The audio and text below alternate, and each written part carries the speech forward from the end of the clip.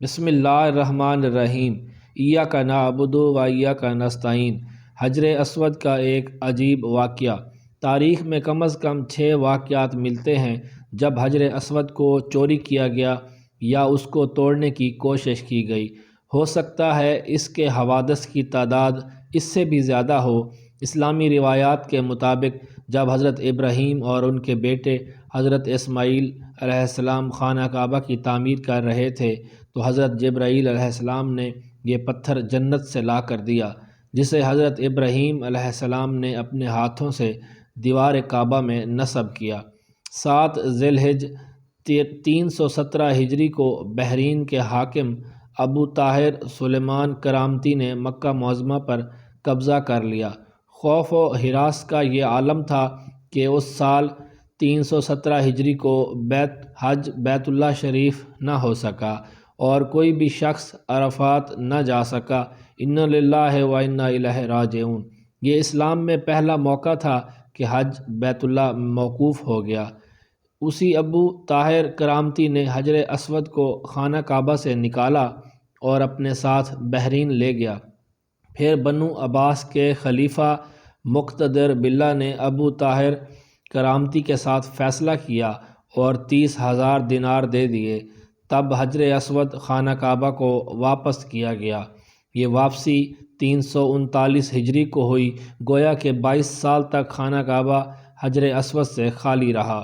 جب فیصلہ ہوا کہ حجر اسود کو واپس کیا جائے گا تو اس سلسلے میں خلیفہ وقت نے ایک بڑے عالم محدث شیخ عبداللہ بن عقیم المحدث کو حجر اسود کی وصولی کے لیے ایک وفد کے ساتھ بحرین بھجوایا۔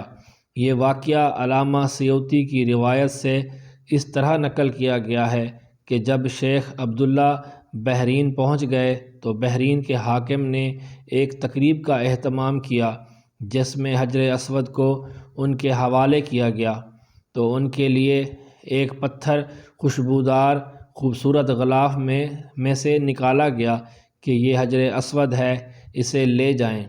محدث عبداللہ نے فرمایا کہ نہیں، بلکہ حجر اسود میں 2 نشانیاں ہیں، اگر یہ پتھر اس معیار پر پورا اترا تو یہ حجر اسود ہوگا اور ہم لے جائیں گے۔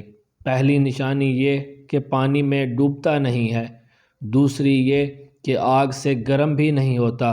اب اس پتھر کو جب پانی میں ڈالا گیا تو وہ ڈوب گیا، پھر آگ میں اسے ڈالا تو سخت گرم ہو گیا۔ فرمایا ہم اصل حجر اسود کو لیں گے۔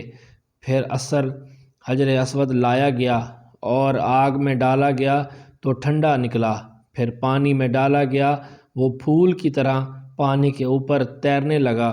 تو محدث عبداللہ نے فرمایا یہی ہمارا حجر اسود ہے اور یہی خانہ کعبہ کی زینت ہے اور یہی جنت والا پتھر ہے۔ اس وقت ابو طاہر کرامتی نے تعجب کیا اور کہا یہ باتیں آپ کو کہاں سے ملی ہیں؟ تو محدث عبداللہ نے فرمایا یہ باتیں ہمیں جناب رسول اللہ صلی اللہ علیہ وآلہ وسلم سے ملی ہیں کہ حجر اسود پانی میں ڈوبے گا نہیں اور آگ سے گرم نہیں ہوگا۔ ابو طاہر نے کہا یہ دین روایات سے بڑا مضبوط ہے۔ جب حجر اسود مسلمانوں کو مل گیا تو اسے ایک کمزور اونٹنی کے اوپر لادا گیا جس نے تیز رفتاری کے ساتھ اسے خانہ کعبہ پہنچایا۔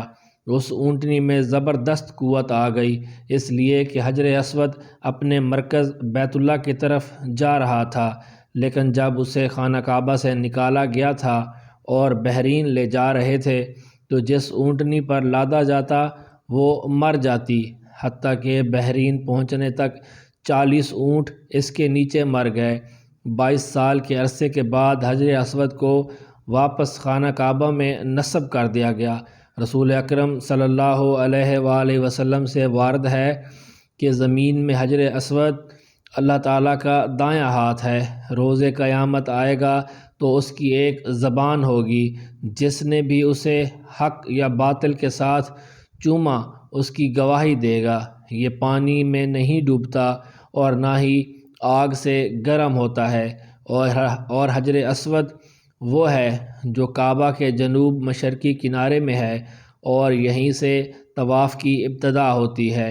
یہ اصل میں جنت کے یاقوتوں میں سے ہے۔ اس کا رنگ مقام ابراہیم کی طرح سفید شفاف تھا، اور یہ آنسو بہانے اور دعا کے قبول ہونے کی جگہ ہے۔ اسے چھونا اور اس کا بوسہ لینا مسنون ہے، اور زمین میں یہ اللہ تعالیٰ کا دایاں ہاتھ ہے، یعنی اللہ تعالیٰ کے ساتھ توبہ کا عہد کرتے ہوئے مصافحہ کا مقام ہے۔ جس نے بھی اسے چھوا یا روز قیامت اس کی گواہی دے گا، اور جو اس کے برابر ہوتا ہے وہ رحمان کے ہاتھ سے معاہدہ کر رہا ہے، اور اسے چھونے سے گناہ معاف ہوتے ہیں۔ یہ انبیاء، صالحین، حجاج، عمرہ اور زیارت کرنے والوں کے لبوں کے ملنے کی جگہ ہے۔ کومنٹ سیکشن میں اپنی رائے کا اظہار ضرور کریں، اور اگر ویڈیو اچھی لگے تو لائک اور شیئر کر دیں، اور اس طرح کی مزید ویڈیوز دیکھنے کے لیے ہمارے چینل کو سبسکرائب کر لیں۔ شکریہ۔ اللہ حافظ۔